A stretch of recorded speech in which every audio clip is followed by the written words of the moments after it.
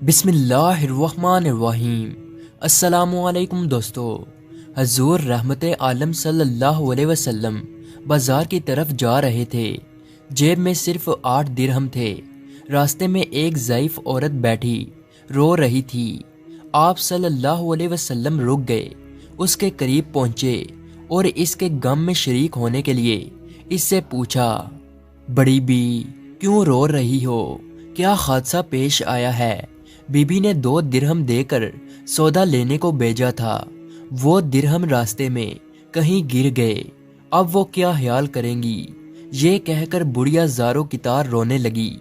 آپ صلی اللہ علیہ وسلم نے جیب سے 2 درہم نکالے، بڑھیا کے ہاتھ پر رکھے اور اس کو تسلی دیتے ہوئے آگے بڑھ گئے۔ بازار پہنچ کر اللہ کے رسول صلی اللہ علیہ وسلم نے 2 درہم میں ایک قمیض خریدی اور واپس ہو گئے۔ واپسی میں کیا دیکھتے ہیں کہ ایک فقیر بالکل ننگا کھڑا ہے، پھٹا پرانا چیترا ٹانگوں پر باندھا ہوا ہے اور صدا لگا رہا ہے، جو مجھے پہنائے گا اللہ اسے جنت کا جوڑا عطا فرمائے گا۔ آپ صلی اللہ علیہ وسلم ذرا رکے، فقیر نے پھر صدا لگائی، جو مجھے پہنائے گا اللہ اسے جنت کا جوڑا عطا فرمائے گا۔ آپ صلی اللہ علیہ وسلم نے وہ قمیض اسی وقت اس فقیر کو پہنا دی اور پھر بازار کی طرف چل دیے۔ وہاں جا کر آپ صلی اللہ علیہ وسلم نے دوسری قمیض 2 درہم میں خریدی اور اپنے گھر کے لیے واپس ہوئے۔ دیکھا کہ راستے میں پھر وہی بڑھیا کھڑی رو رہی ہے۔ دریافت فرمایا، بڑی بی اب کیا بات ہے؟ بولی، یا رسول اللہ، میرے ماں باپ آپ پر قربان، میں کہاں تک آپ صلی اللہ علیہ وسلم کو پریشان کروں؟ گھر سے نکلتے ہوئے کافی دیر ہو گئی ہے، گھر والیاں انتظار کر رہی ہوں گی، یہاں دیر لگ گئی، اتنی دیر میں پہنچوں گی تو وہ ناراض ہوں گی، برا بھلا کہیں گی، سزا دیں گی۔ بڑھیا یہ کہہ کر پھر زور زور سے رونے لگی۔ آپ صلی اللہ علیہ وسلم نے بڑھیا کی فریاد نہایت دھیان سے سنی۔ بڑھیا پر بڑا ترس آیا، اسے تفشی دی اور فرمایا، چلو میں تمہارے ساتھ چلتا ہوں۔ اللہ کے رسول صلی اللہ علیہ وسلم بھی ساتھ ساتھ تھے۔ تھوڑی ہی دور گئے تھے کہ کچھ انصار کے گھر نظر آئے۔ بڑھیا نے رسول اللہ کو بتایا، میں انہی گھروں میں کام کرتی ہوں، ان گھروں کے مرد باہر گئے ہوئے ہیں، گھروں میں صرف عورتیں ہی ہیں۔ آپ صلی اللہ علیہ وسلم گھروں کے قریب پہنچے اور ذرا بلند آواز سے کہا، اے بیبیو، السلام علیکم ورحمت اللہ۔ آواز مانوس تھی، ہر خاتون متوجہ ہو گئی، مگر بالکل خاموش رہی، کسی گھر سے کوئی جواب نہ آیا۔ آپ صلی اللہ علیہ وسلم نے پھر بلند آواز سے کہا، السلام علیکم ورحمت اللہ وبرکاتہ۔ پھر وہی خاموشی رہی، کسی گھر سے کوئی جواب نہ آیا۔ خواتین دروازوں کے قریب آ گئی اور مشتاق تھی کہ وہ دال نواز آواز پھر آئے۔ اللہ کے رسول صلی اللہ علیہ وسلم نے تیسری بار پھر ذرا بلند آواز سے کہا، اے بیبیو، السلام علیکم ورحمت اللہ وبرکاتہ۔ تیسری آواز پر سارے گھروں کی عورتوں نے مل کر جواب دیا، وعلیکم السلام ورحمت اللہ وبرکاتہ۔ فداک ابی وامی۔ آپ صلی اللہ علیہ وسلم نے پوچھا، بیبیو، کیا تم نے میری پہلی آواز نہیں سنی تھی؟ یا رسول اللہ، ہم نے آپ کا پہلا ہی سلام سن لیا تھا اور آپ کی آواز پہچان لی تھی، لیکن جواب اس لیے نہیں دیا کہ آپ کی زبان مبارک سے سلامتی اور رحمت و برکت کی دعائیں ہم اور ہمارے بچے بار بار سنیں۔ عورتوں نے عقیدت و ارادت کا اظہار کرتے ہوئے کہا، اللہ کے رسول مسکرا دیے، پھر فرمایا، یہ تمہاری خادمہ ڈر رہی ہے کہ تم اسے ڈانٹو گی اور سزا دو گی، اتفاق سے اس اللہ کی بندی کو دیر ہو گئی تھی، میں اس کی سفارش کے لیے آیا ہوں۔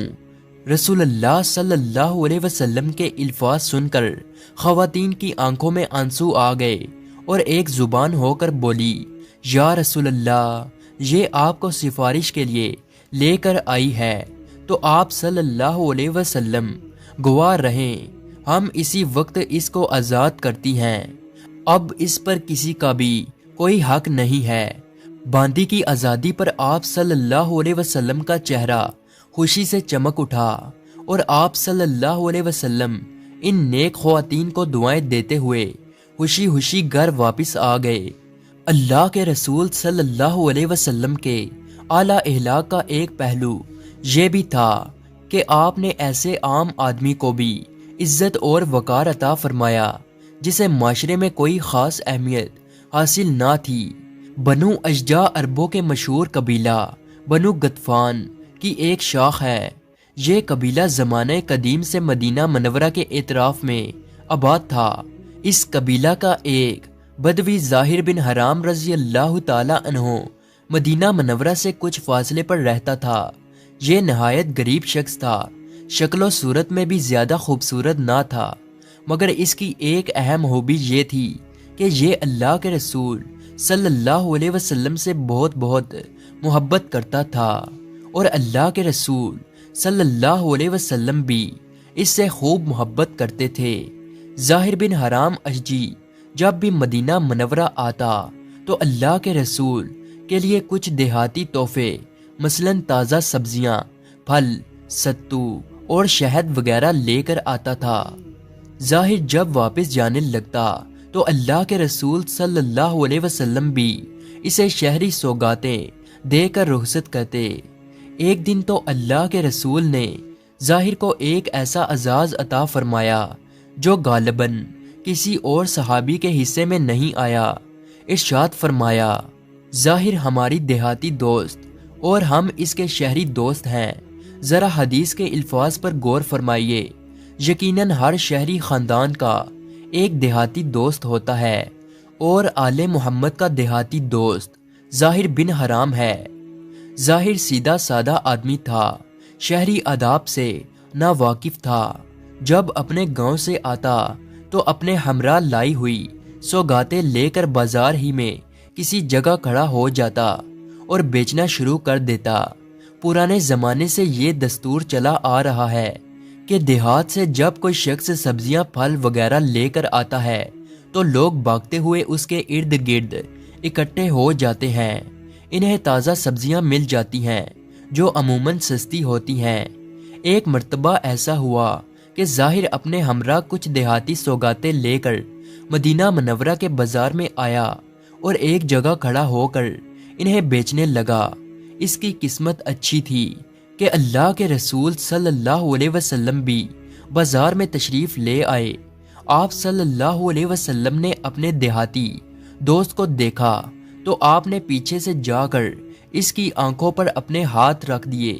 ذرا تصور کیجئے کہ ظاہر کی آنکھوں پر اللہ کے رسول صلی اللہ علیہ وسلم کے ریشم سے زیادہ نرم و نازک اور ابرو گلاب سے زیادہ خوشبودار ہاتھ ہیں۔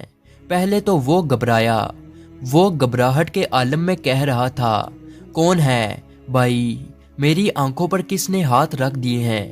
لیکن جب اللہ کے رسول صلی اللہ علیہ وسلم کے مبارک ہاتھوں کی نزاکت کو محسوس کیا اور آپ صلی اللہ علیہ وسلم کی خوشبو سونگھ لی تو اسے معلوم ہو گیا کہ اس کے پیچھے تو کائنات کے امام کھڑے ہیں۔ اس نے موقع غنیمت جانا اور اپنی پشت کو اللہ کے رسول صلی اللہ علیہ وسلم کے سینہ سے ملنا شروع کر دیا۔ اللہ کے رسول صلی اللہ علیہ وسلم نے محبت بڑے انداز میں فرمایا، لوگو کون ہے جو اس غلام کو خریدے؟ ظاہر نے بھی محبت بڑے انداز میں عرض کیا، اللہ کے رسول صلی اللہ علیہ وسلم، مجھ جیسے کالے کلوٹے دیہاتی کو کوئی خرید کر کیا کرے گا؟ وہ تو بڑے خسارے کا سودا کرے گا، میری تو قدر و قیمت ہی کوئی نہیں، میں تو بیکار آدمی ہوں۔ آپ صلی اللہ علیہ وسلم نے جواب میں ارشاد فرمایا، پیارے ایسا نہ کہو، کیا تمہیں کسی نے کہا ہے کہ تمہاری کوئی قدر و قیمت نہیں؟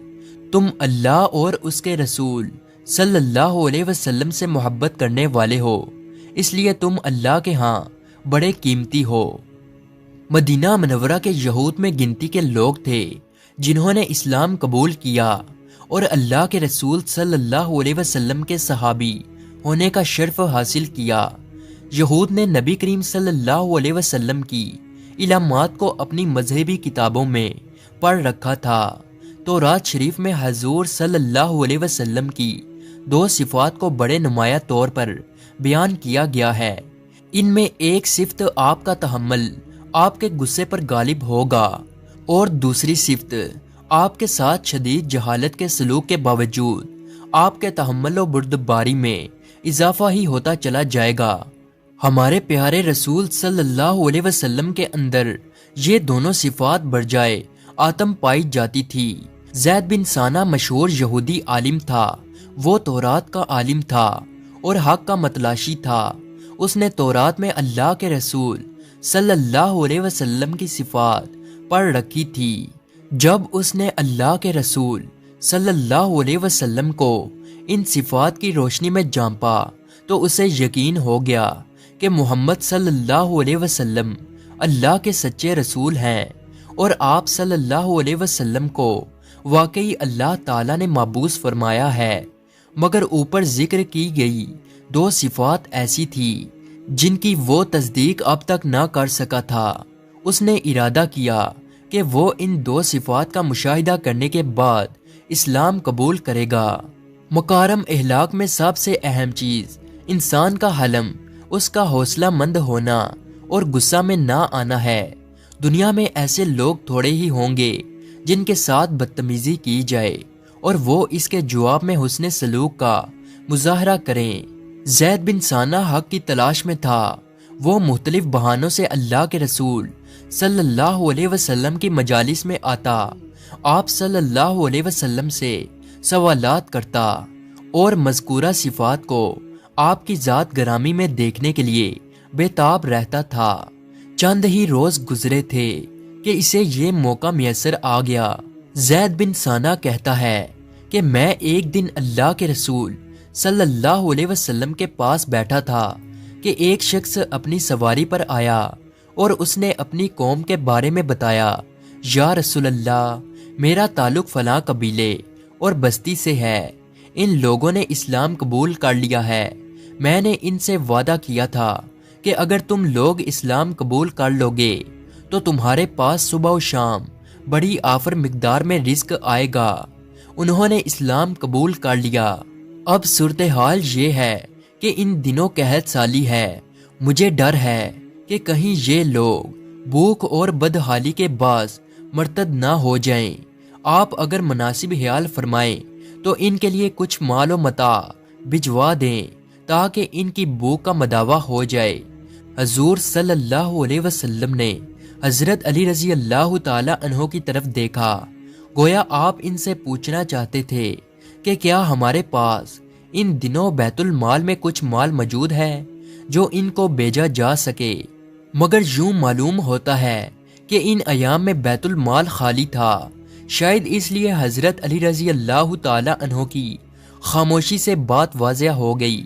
زید بن ثانہ نے موقع غنیمت جانا اور اللہ کے رسول صلی اللہ علیہ وسلم سے عرض کی، میرے پاس اس مسئلے کا حل موجود ہے، آپ مجھے فلاں باغ کی کھجوریں ایک مقررہ مدت کے بعد ادا کر دیں، مگر ان کی قیمت ابھی مجھ سے لے لیں۔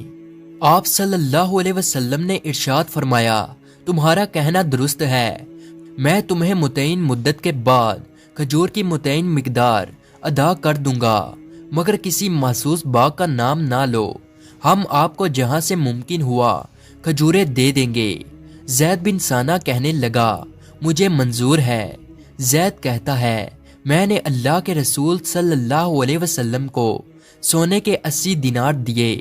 آپ نے یہ سارا مال اس عرابی کے حوالے کرتے ہوئے فرمایا، جلدی ان کے پاس پہنچو اور اس مال سے اپنی قوم کی مدد کرو۔ وہ شخص دعائیں دیتا ہوا رخصت ہو گیا۔ اللہ کے رسول صلی اللہ علیہ وسلم کے وعدے میں چند روز ابھی باقی تھے، مگر میں نے آپ کے تحمل و بردباری کو جانپنے کا فیصلہ کیا۔ اللہ کے رسول صلی اللہ علیہ وسلم حضرت ابو بکر، حضرت عمر فاروق اور دیگر صحابہ اکرام رضی اللہ تعالی عنہ کے ساتھ ایک جنازے میں شرکت کے لیے بقیع الغرقد میں تشریف لے گئے۔ جب آپ جنازے سے فارغ ہوئے تو میں بھی وہاں پہنچ گیا۔ میں نے اپنے منصوبے کے مطابق اچانک آپ صلی اللہ علیہ وسلم کی چادر پکڑ لی اور اسے خوب زور سے کھینچا۔ چادر آپ کے کندھے سے اتر گئی۔ میں نے ساتھ ہی نہایت کرہت لہجے میں کہا، اے محمد صلی اللہ علیہ وسلم، میرا حق اور میرا قرضہ واپس کرو۔ تم عبد المطلب کی اولاد، حقوق کی ادائیگی اور قرض کی واپسی میں جان بوجھ کر خیر کرتے ہو۔ زید کا مطالبہ بڑا ہی غیر معقول اور ناجائز تھا۔ ابھی وعدے کی مدت میں کئی دن باقی تھے، پھر انداز ایسا برا کہ آپ صلی اللہ علیہ وسلم کے پورے خاندان کو درمیان میں گھسیٹ لیا۔ یہ بدتمیزی، یہ بد اخلاقی کسی بھی شخص کو غصہ دلانے کے لیے کافی تھی۔ حضرت عمر فاروق رضی اللہ تعالی عنہ بھی اس موقع پر موجود تھے اور اس یہودی کی بکواس سن رہے تھے۔ نبی کریم صلی اللہ علیہ وسلم کے بارے میں ہر جا سزائی سنی تو خاموش نہ رہ سکے۔ حضرت عمر فاروق رضی اللہ تعالی عنہ گویا ہوئے، اے اللہ کے دشمن، تمہاری یہ جرت کہ تم اللہ کے رسول صلی اللہ علیہ وسلم کے ساتھ اس قسم کی گھٹیا گفتگو کر رہے ہو۔ میں یہ کیا سن رہا ہوں؟ اس ذات کی قسم جس نے آپ صلی اللہ علیہ وسلم کو حق کے ساتھ مابوس فرمایا، اگر مجھے اللہ کے رسول کی ناراضگی کا خیال نہ ہوتا تو میں اس بدتمیزی پر تمہاری گردن اڑا دیتا۔ تمہیں یہ جرت کیسے ہوئی کہ تم ایسی واہیات گفتگو کرو؟ ادھر نبی کریم صلی اللہ علیہ وسلم کا اعلیٰ اخلاق ملاحظہ کیجئے کہ آپ زید بن ثانہ کی یہ نامناسب اور بے تکی گفتگو سن کر بھی مشتعل نہیں ہوئے، بلکہ آپ صلی اللہ علیہ وسلم کے چہرے پر مسکراہٹ پھیل گئی اور آپ صلی اللہ علیہ وسلم نے حضرت عمر فاروق رضی اللہ تعالی عنہ کو مخاطب ہو کر فرمایا، عمر ایسی بات نہ کہو، تمہیں چاہیے تھا مجھ سے کہتے کہ میں اس کا قرض خوش اسلوبی سے ادا کر دوں اور اسے سمجھاتے کہ قرض کا تقاضا بھلے طریقے سے کرو۔ یہودی عالم حضور صلی اللہ علیہ وسلم کے اخلاق کی اس بلندی اور روح کی اس پاکیزگی کے سامنے مبہوت ہو کر کھڑا ہے اور یہ گفتگو سن رہا ہے۔ کیا آپ جانتے ہیں کہ اللہ کے محبوب صلی اللہ علیہ وسلم نے اس موقع پر حضرت عمر فاروق رضی اللہ تعالی عنہ کو کیا حکم دیا؟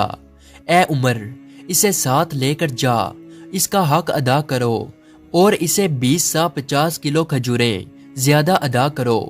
یہ اس چیز کا بدلہ ہے جو تم نے اس کو دمکایا ہے۔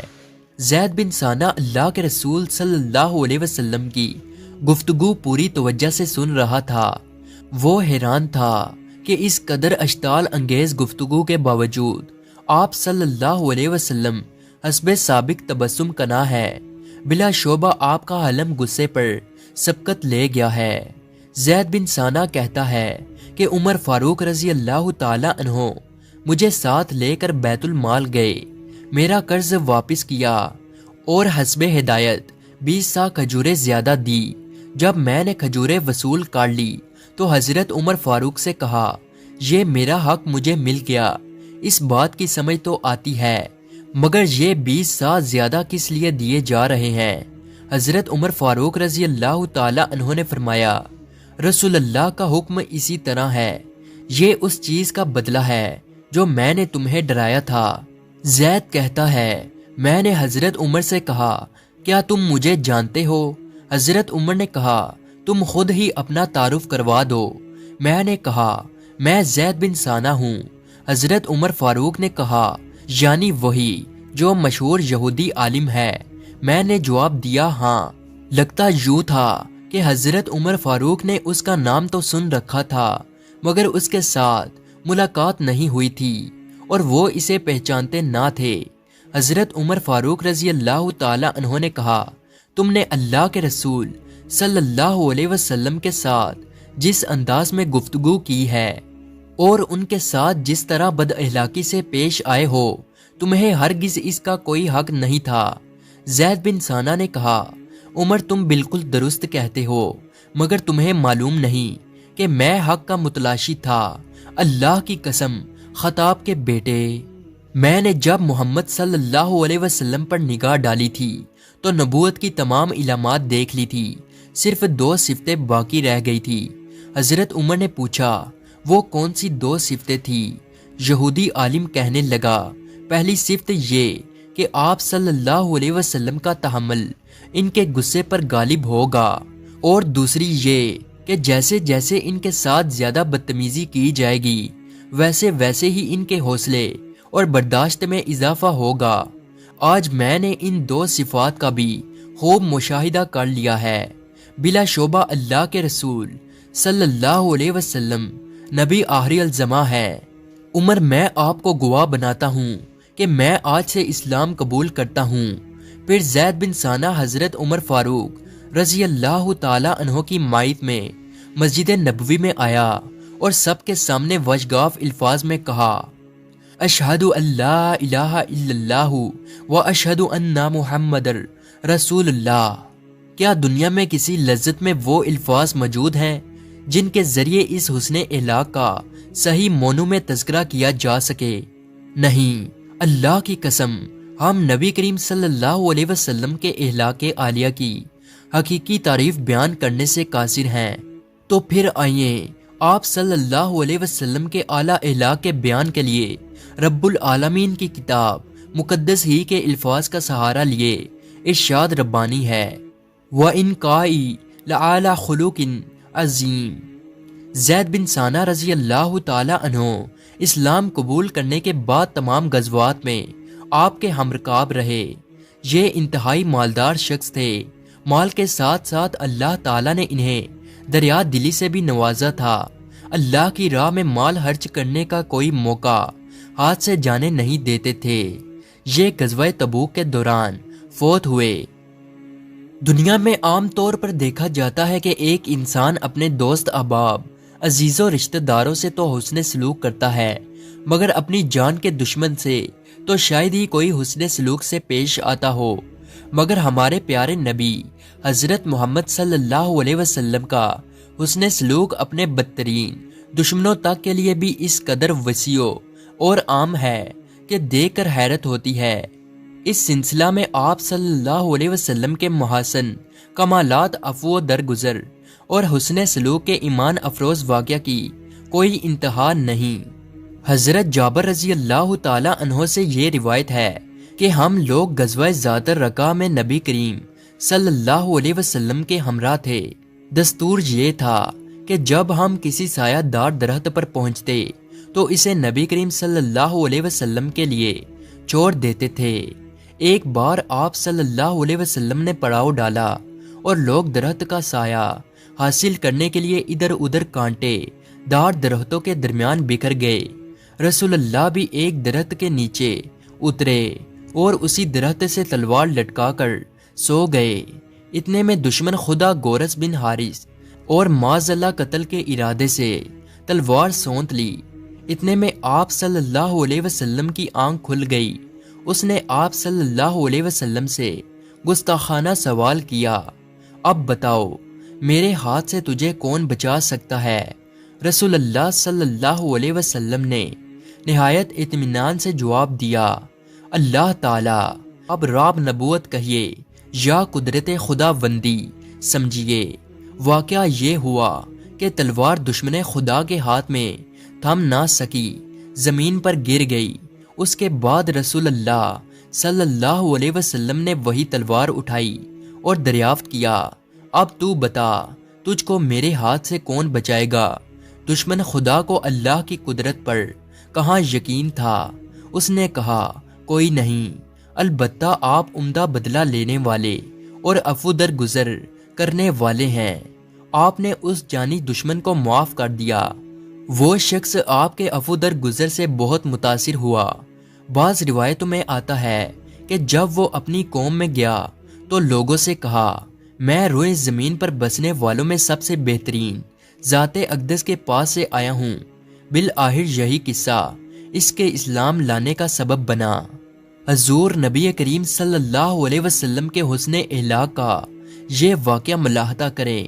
فتح مکہ کے روز حضور نبی کریم صلی اللہ علیہ وسلم کسی صورت میں ہو ریزی نہیں چاہتے تھے۔ آپ کی دلی خواہش تھی کہ قریش بغیر لڑائی کے ہتھیار ڈال دیں، चनाचा आपने हुक्म दिया कि अबू सुफियान रजी अल्लाह ताला अन्हो को एक ऐसी जगह पर खड़ा किया जाए जहां से वो मक्का मुकरमा की तरफ जाते हुए तमाम लश्कर को देख सकें। चनाचा उनको वादी की तंग गुजरगाह पर खड़ा किया जाता है। उनके साथ हजरत अब्बास रजी अल्लाह ताला अन्हो भी थे। दरअसल अल्लाह के रसूल सल्लल्लाहु अलैहि वसल्लम कुरैश पर नफसियाती जंग मुसल्लत करना चाहते थे।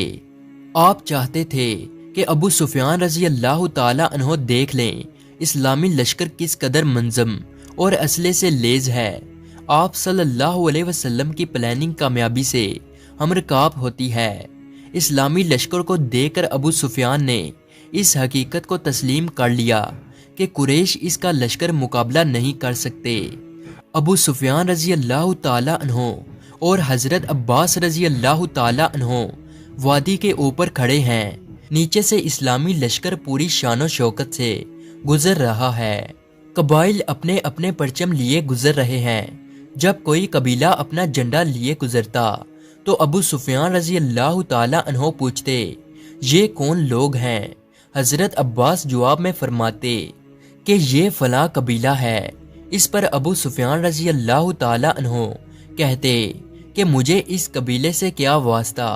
हजरत खालिद बिन वलीद रजी अल्लाह ताला अन्हो 900 या 1000 सिपाहियों पर मुश्तमिल यूनिट को लेकर गुजरे तो अबू सुफियान रजी अल्लाह ताला अन्हो हैरान रह गए।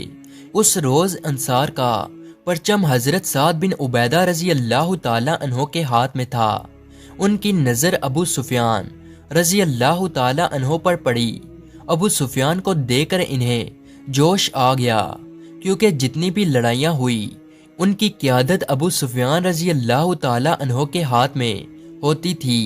फरते जोश से साद रजी अल्लाह ताला अन्हो की जुबान से ये कलमा निकल गया, आज खून रेजी लड़ाई का दिन है, आज काबा में कताल जायज है। अबू सुफियान रजी अल्लाह ताला अन्हो ने घबरा कर पूछा, ये कौन लोग हैं? हजरत अब्बास रजी अल्लाह ताला अन्हो ने फरमाया कि ये मुहाजिरीनों अंसार का लश्कर है। इन्हीं में अल्लाह के रसूल सल्लल्लाहु अलैहि वसल्लम भी थे। अबू सुफियान रजी अल्लाह ताला अन्हो की अल्लाह के रसूल सल्लल्लाहु अलैहि वसल्लम पर नजर पड़ी तो पुकार उठे, या रसूल अल्लाह, आपने सुना कि साद बिन उबैदा क्या कह गुजरे हैं? और फिर हजरत साद बिन उबैदा रजी अल्लाह ताला अन्हो की बात दोहरा दी कि आज कश्तो खून का दिन है, आज काबा की हुर्मत हलाल समझी जाएगी। अल्लाह के रसूल सल्लल्लाहु अलैहि वसल्लम के एहलाक को देखिए कि आपने इसके जवाब में इरशाद फरमाया, आज के दिन तो अल्लाह ताला काबा की अजमत को और ज्यादा बढ़ाएगा और आज के दिन तो काबा को गलाफ उड़ाया जाएगा। इसी पर बस नहीं, अल्लाह के रसूल सल्लल्लाहु अलैहि वसल्लम ने तादीबन साद रजी अल्लाह ताला अन्हो से झंडा लेकर इनके बेटे कैस बिन साद रजी अल्लाह ताला अन्हो को दे दिया। इस तरह आपने एक ऐसा फैसला फरमाया जिससे ना तो हजरत साद रजी अल्लाह ताला अन्हो को नाराजगी हुई, ना दीगर अंसार को। यहाँ फिर अल्लाह के रसूल सल्लल्लाहु अलैहि वसल्लम के इहलाक को मुलाहता करें कि आपने झंडा किसी मुहाजिर के सुपुर्द नहीं किया, बल्कि अंसार से लिया और उसके बेटे को दे दिया। इंसानी फितरत और कमजोरी है कि वो सिर्फ अपने बेटे को खुद से अफजल और बेहतर देकर मुतमईन रह सकता है, किसी और को नहीं। अल्लाह के रसूल सल्लल्लाहु अलैहि वसल्लम अबू सुफियान रजी अल्लाह ताला अन्हो के पास से गुजर गए तो हजरत अब्बास बिन अब्दुल मुत्तलिब रजी अल्लाह ताला अन्हो ने अबू सुफियान से कहा, अब दौड़कर अपनी कौम के पास जाओ और इसे समझाओ।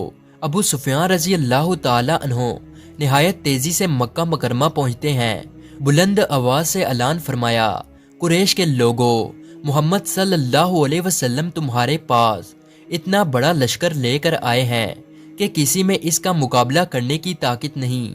इस्लाम ले आओ, सलामत रहोगे। और जो अबू सुफियान के घर में घुस गए उसे अमान है। अल्लाह के रसूल सल्लल्लाहु अलैहि वसल्लम की ख्वाहिश और पॉलिसी कामयाब रही है। आप नहीं चाहते कि इस बलद हराम में हो रेजी हो। مشرکین نے ابو سفیان رضی اللہ تعالی عنہ کی بات کو مان لیا ہے۔ اسلامی لشکر مکہ مکرمہ میں بغیر قتال اور ہو ریزی سے داخل ہو رہا ہے۔ صرف حضرت خالد بن ولید رضی اللہ تعالی عنہ کا مکہ مکرمہ کے چند سر پھروں سے معمولی سا مقابلہ ہوتا ہے۔ خندمہ کے علاقے میں جب بنو بکر اور بنو حزیل کے آدمی قتل ہوئے تو باقی بھاگ گئے۔ کوئی پہاڑ پر چڑھ گیا، کسی نے اپنے گھر کا دروازہ بند کر لیا۔ اس روز صفوان بن امیہ جدہ کی طرف اور اکرمہ بن ابی جہل یمن کی طرف بھاگ گیا۔ رسول رحمت صلی اللہ علیہ وسلم بلا مزاحمت مکہ مکرمہ کو فتح کر لیتے ہیں۔